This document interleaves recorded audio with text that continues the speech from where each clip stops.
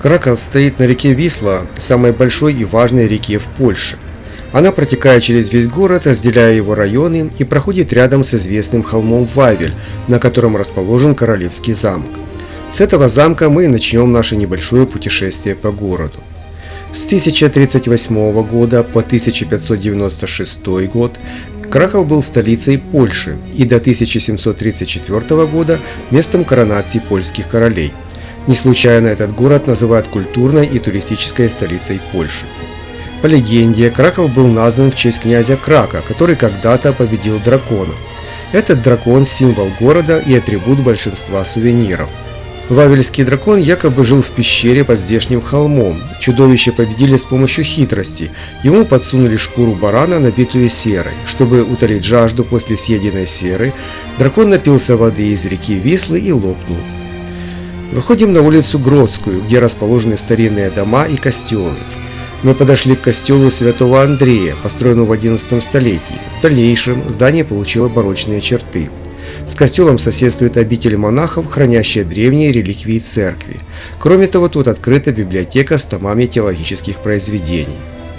Рядом находится костел Святого Петра и Павла.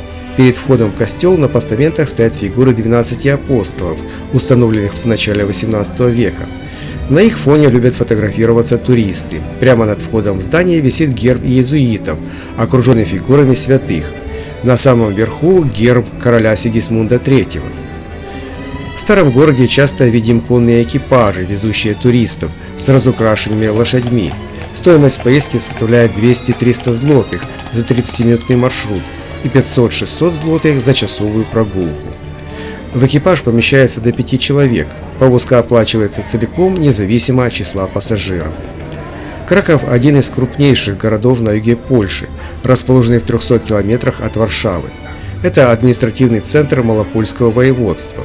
Население города вместе с ближайшими пригородами свыше 1 миллиона человек, то есть Краков второй по населению и площади город Польши после Варшавы. Если во время Второй мировой Варшава сильно пострадала и ее старый город отстроили почти с нуля, то Краков смог сохранить практически все. Его исторический центр занесли в список всемирного наследия ЮНЕСКО.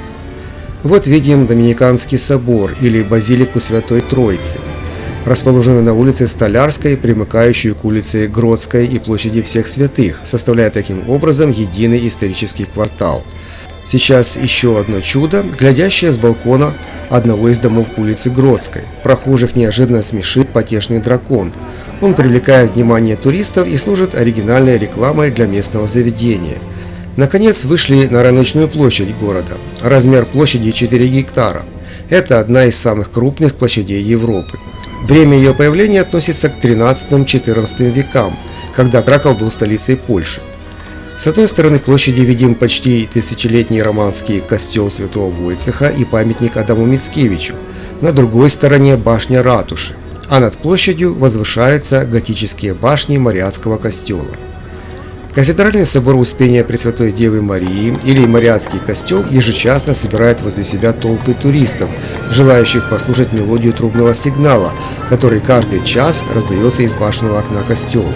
В полдень его транслируют по радио, так что он слышен по всей Польше. Суконные ряды или сутиницы – один из самых необычных старинных архитектурных памятников Кракова на рыночной площади. Название оправдывало предназначение, ведь изначально ряды строились для торговли сукном. Строительство сутиниц началось в 1257 году по приказу Болеслава V Стыдливого в связи с предоставлением Кракову магдебургского права. Башня Краковской ратуши – это готическая каменно-кирпичная постройка XIV века, украшенная куполом с арками-окнами. По спиральной лесенке можно подняться на обзорную площадку, с которой открывается панорама всего города. Надеюсь, вы убедились, что Краков является настоящей жемчужиной Польши и самым красивым городом страны. Он буквально пропитан историей, которая творилась на его улицах и площадях.